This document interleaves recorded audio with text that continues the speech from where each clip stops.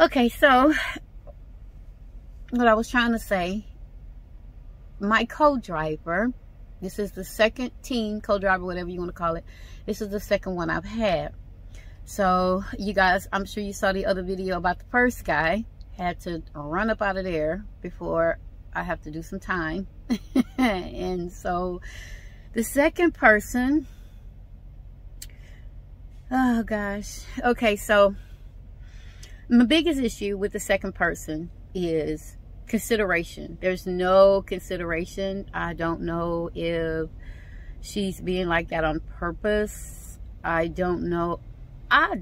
It's a lot of answers to things that I don't have to answer. Not even gonna burn up my precious little brain cells trying to find out the answer to it. Just not. The biggest, I would say, number one for me about my co-driver is the consideration. Okay, we'll do a load, we'll get somewhere, and we'll stop. We'll go to the truck stop, because after the load, we're waiting on the company to give us a whole nother load. And my co-driver will get out the truck. She'll walk a couple of miles, I guess, up the road, whatever, find stuff that she needs, that she likes. She'll be gone away from the truck like 4 and 5 hours, and I'm not sure what that's about. You know, I go in the truck stop, use the restroom, don't see her anywhere in there. I don't know what's going on. But anyway, and it's really not my business, but it would be of good consideration if that person could say, hey, I'm headed to blah, blah. And with my co-driver, she'll come back and be like, well, hey, there's a such and such just up the road if you're thinking about going there. And I'm like, okay, it would have been good if you could have told me before you went. We could have went and discovered together. Or you could have offered me to go, and if I didn't want to go, I could have been like, nah, I'm not going to go. I'll, you know, chill, do my own thing and stuff. So there's nothing wrong with that.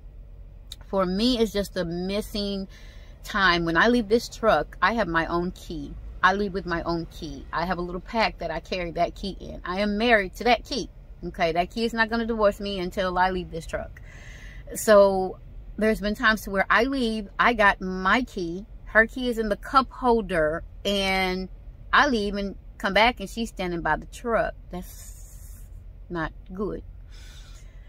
So another biggie for me is when my co-driver does leave and take her key, the doors are still unlocked. So I feel so unsafe, guys. I feel really unsafe. I wake up at a truck stop or Walmart or wherever we are, and the doors are unlocked and I'm back here asleep. And whether she has her key or not, please lock the door. That's a big one. Safety is a big thing for me. I'm not afraid. I just know I was raised to lock your doors. I was raised in, lock your doors. Be safe, Well, when I was little, nobody locked their doors, but that was in the neighborhood. But yeah, I mean, lock your doors. Be safe. Lock your doors. Take care of your business. Do what you got to do. That's just how I know it to be. And it's just not like that with everybody, guys. It's just not like that with everybody. So, but that bothers me. It bothers me that, I'm over here doing whatever I got to do. I don't know when she has come back to the truck, when she's going to come back to the truck. I don't know if she's locked out. I just don't know. And, there's times to where I'll go take my shower. I'll look for her key. If her key's up there in the cup holder, I'll text her. I'll give her key while she's in the shower. I don't mind being considerate with that. But be considerate right back. It could be a trade-off. You don't slam the doors when you get out the truck. You drive careful when you're driving, so I'm not sliding around back here. And then I have no problem always reminding you about your key. It could be just a simple issue of her forgetting. I don't know. But I do take her key because I don't want her to be locked out of the truck. That's not cool. I'm not trying to lock her out, and I don't see why she'd purposely try to lock herself out, because the reality of it is, I mean, I could get up and go do anything at any time, and she's not going to know where I am or what I'm doing. And when I say anything at any time, I am bound to the truck stop unless I'm catching an Uber somewhere else. And if I catch an Uber, then I let my team person know, hey, I'm getting an Uber over here to the mall, or I'm getting an Uber to go bowling, or I'm getting an Uber over here. Do you want to go? I guess some people just don't share, and that's fine. I can't take my raising and throw it on other people. I can't do that. I'm not trying to do that. I just, and I continue to be nice, even though she drives, like a chocolate bat out of the chocolate factory, trying to get away before people bite him on Halloween, I guess. I don't know. I didn't want to say bat out of hell, but Yeah, I'm usually sliding around back here. I'll see if I can get you guys a video. A lot of times when it happens, I'm asleep. If I'm awake, I've usually got hands full. One hand is holding myself, so I don't slide. Another hand is usually holding my computer if I'm awake. I actually have a strap back here. I put a little, let's see if y'all can see it. See this right here? This is a bungee strap right here. Okay, let me see if I can turn these lights on. This is a bungee strap. This bungee strap serves two purposes. Number one, it's holding my little fairy lights up here. I put up here. And it's kind of dark. Y'all can't see. Let me see if I can let y'all see. Let y'all see. Okay, I have a temporary light here. So here's my straps. It's kind of dark. It's daylight outside, y'all. If y'all can see it, it's daylight outside. The curtains are pulled. It is daylight, but under this bunk it's kind of dark. So anyway, I have a bungee strap. See that black thing? That's the bungee strap. The white thing under there, that's my fairy lights. They're rolled up. I hadn't felt at home yet, so I hadn't even unwinded them and put them around my bed.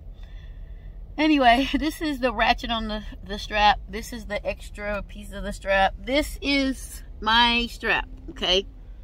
One reason, oh, and there's some lights. One reason I put that strap there is because, and it's in the middle of my bunk at the top. It's at the bottom of her bunk, the top of my bunk. One reason I put that there is because all the freaking sliding and everything I do when she's turning curves too fast and everything, I'm able to grip this thing and hold on. Yo, that's real sad. That is real sad, because if it was supposed to be that kind of driving in this truck, these people who created this truck would have made some type of oh crap bar or something to hold on to. They just didn't. So I had to make my own. So that's one of the things that bothers me, the consideration for, if you got somebody asleep, don't hit the brakes hard. Make sure, you know, well, first of all, people who have class A, I don't want to say everybody, because you got some class A driving crazy folks too, but I have a class A, and so I know how to treat this tractor. I know how to give this thing time for those gears to switch. It is an automatic tractor, but you have to give it time for the gears to catch up with each other. You just don't hit this thing like you would a Trans Am rental car or something. You give this machine time to do what it's supposed to do. And because when you hit the fuel like that, the inner workings of it is going to react. And when it reacts, it's trying to take off. It's shaking this cab left and right. It's just a lot, guys. I don't want y'all to feel like I guess you could say I am complaining, but no, I'm just trying to tell y'all what all I'm trying to go through to get myself a van. So yeah, so that would be it. The leaving the key behind thing, the consideration on the driving part, jumping out, you know, 2 and 3 times a night. Okay, a person who has bladder problems does have to jump out 2 or 3 times a night. I get that, but as I showed y'all, I don't know if I'm gonna post it before this or afterwards, but I'll show you how I close the door. I close it gently, because regardless of what I'm trying to do out here, there's a human being that I'm not responsible for, but in a way I am responsible for, especially when I'm under the wheel, because you could hurt that person if you're not careful while you're driving. So, but it's morning time. I'm up. I got woke up again because the door was slammed again. So at least it's like 8 o'clock this time. I haven't had much sleep. The company gave us a little bitty load. I don't know if it's going to be taken. I woke up. My team driver was getting her stuff together to go take her shower. No conversation, no communication, no nothing at all. I just don't like that, guys. I guess maybe because I'm from down south, you at least speak to people. You at least say good morning, how you feeling, how you doing. And I do those things, even though they're not reciprocated. I do them. I said, hey, how you doing, and how you feel this morning. I say those kind of things because it's important to me. It's important to find out how that next person is feeling that you're living with. So yeah, that's it. So I'm gonna get up and see if we're gonna take this load with this company, and I'm going to hope things get better, guys. I just really want to be solo. I really do. Either I want a team driver who knows how to communicate, who knows how to be careful when there's another person in the vehicle with them. Someone who just don't mind somebody being in their space. I don't know. I've often asked, hey, am I impeding? Am I in your space? Blah, blah, blah. And the answer was no. I don't mind having a team driver. Well, if you don't mind having a team driver, maybe you need to learn how to treat one. But then I have to realize everybody is not from down south like I am. Everybody don't get up and say good morning, how you doing? Everybody don't share. I mean, there's times that I'm in this truck, and sometimes we say 0 words. On the day of my birthday, we said 0 words to each other. Just nothing, She got in and I couldn't include or conclude that she has an attitude. I don't know what was going on, but, I say good morning. After the good morning, I open the door. There's nothing else said. So I get to do me. I just do what I do. And trust me, I got enough work on me to be real busy.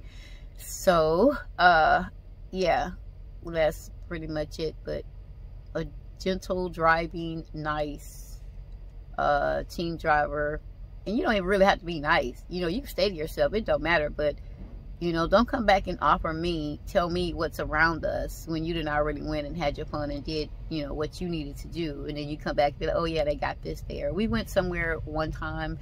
She brought it up, and it was pretty cool. We went and took the tour at this place, and I'll eventually put a video up about that. And we went and did a tour, and it was pretty cool. I enjoyed that part, but I'm like, damn, some days we don't even get 3 words or 6 words or conversation between each other, but then some days are really good. So I don't know, people go through their issues, they go through their different mindsets. I guess people wake up on different sides of the bed, whatever. I guess, especially with all the intercranium chitter chatter that's going on through the night. I don't know, maybe somebody made her mad, but it wasn't me. But yeah, so moments like this, I kind of appreciate being in the truck by myself, guys. This is gonna get figured out. This is totally gonna get figured out. But I am glad I made it through last night. Thank y'all for escorting me to the bathroom, because like I say, I do not like walking. I'm not scared, but stuff happens. Stuff do happen.